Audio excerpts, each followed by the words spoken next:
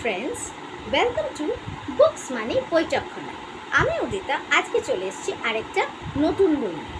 আচ্ছা, রহস্য, গল্প, কবিতা, প্রবন্ধ অনেক কিছু তো হলো, এবার একটু পৌরাণিক দিকে যাওয়া যাক।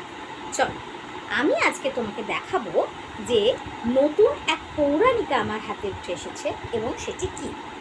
এই যে বন্ধুরা, বৃতি প্রকাশনী থেকে এইবারে আমি এইটি সংগ্রহ করেছি, পঞ্চম বৈদিক শারদ পৌরাণিকা 1432। ভালো করে দেখে না এই বইটি। এবার বলি এই বইটিতে কি রয়েছে। এই বইটিতে মূলত বিভিন্ন পৌরাণিক চরিত্র নিয়ে রয়েছে বিভিন্ন কাল্পনিক কাহিনী, এছাড়াও রয়েছে বেশ কিছু তথ্যমূলক প্রবন্ধ। তার মধ্যে আমার যেটা সব থেকে ভালো লেগেছে সেটি হলো কিছু নদী ভিত্তিক ইনফরমেশন, যেগুলো একটি পৌরাণিক গল্পের আকারে এখানে তুলে ধরা হয়েছে। এবার তোমাদের কিছু গল্পের কথা বলি।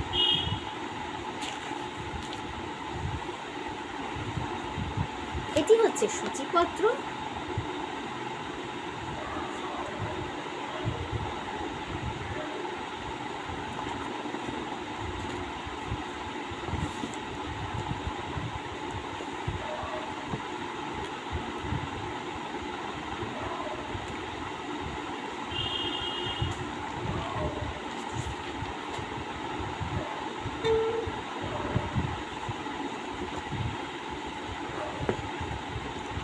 সব থেকে পছন্দের যে লেখাটি আমার লেগেছে সেটি হলো,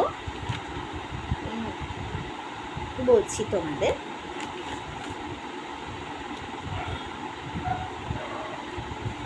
দুর্যোধনের তার একটি চিঠি লেখা তার নিজের স্ত্রীকে। ঠিক আছে, তো এমন লেখাটা এরকম যে উনি যখন ওই যুদ্ধক্ষেত্রে যখন একদম শেষ সময় উপস্থিত, তখন ওনার স্ত্রী ভানুমতিকে উনি একটি পত্র প্রেরণ করেছেন এবং ভানুমতি ওনার মৃত্যুর পর সেই পত্রটি পড়ছে। এটাই মূল বিষয়বস্তু, ভানুমতির প্রতি দুর্যোধন। এবং এই লেখাটি আমার সব থেকে বেশি মর্মস্পর্শী একটি লেখা মনে হয়েছে। এছাড়াও যে যে লেখাগুলো বেশ রোমাঞ্চকর সেটি হলো সন্দীপ চৌধুরীর লেখা কৃষ্ণের কৃষ্ণা, সৌরভ কুমার ভুঁইয়ের লেখা মর্তের উর্বশী, অভিষেক দত্তের লেখা রহস্যভেদী শ্রীকৃষ্ণ। রহস্যভেদী শ্রীকৃষ্ণ কিন্তু ভীষণই নতুন রকমের একটি পুরাণ কাহিনী, যাকে রূপকের মাধ্যমে বেশ দারুণ একটা ইন্টারেস্টিং প্লট হিসাবে এখানে ব্যবহৃত করা হয়েছে, যেখানে আমাদের শ্রীকৃষ্ণ কিন্তু শুধু প্রভু শ্রীকৃষ্ণ নন, উনি একজন গোয়েন্দা হিসাবে কাজ করেছেন। এবং কী সেই গল্প, কী সেই রহস্য যা উনি ভেদ করেছিলেন, সেইটা দেখবার জন্য কিন্তু অবশ্যই এই বইটি সংগ্রহ করতে হবে। অনেক রকমের ভিন্ন স্বাদের গল্পের উপাদান কিন্তু রয়েছে। এছাড়াও কিন্তু বিভিন্ন ভ্রমণ কাহিনী তোমরা দেখতে পাবে, যেরকম ত্রিশ্রোতা সতীপীঠের সন্ধানে, এটা লিখেছে ডক্টর সমুদ্র বসু। যারা মোটামুটি ডক্টর সমুদ্র বসুর লেখনীর সঙ্গে যুক্ত বা তার লেখা পড়েছো, তারা অবশ্যই কিন্তু এই লেখাটি মিস করো না। আমরা জানি 51টি সতীপীঠ রয়েছে, কিন্তু তার সঙ্গে জড়িত 3টি নদীর একটি সংমিশ্রণ স্থলকে কিন্তু নির্ণয় করা হয়েছে ত্রিশ্রোতা বলে।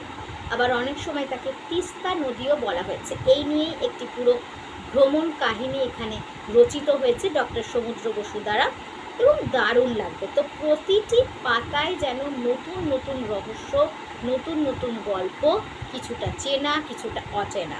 সো অবশ্যই কিন্তু তোমাদের আজকে সংগ্রহ করতেই হবে বৃতি প্রকাশনীর পঞ্চম বৈদিক এই শারদ পৌরাণিকা 1432।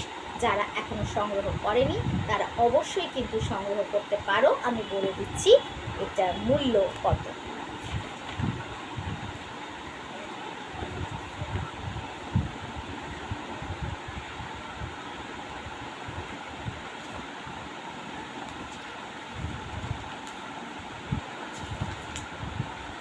আমি যে মূল্যে কিনেছিলাম সেটি একটু চেঞ্জ হয়েছে।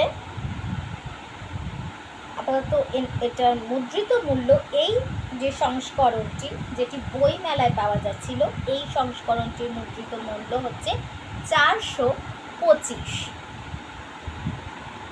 425 টাকায় এত সুন্দর একটা বই তোমরা পেয়ে যাচ্ছ, অনবদ্য লেখা, যা খুব বেশি বললেও হয়তো কম বলা হবে।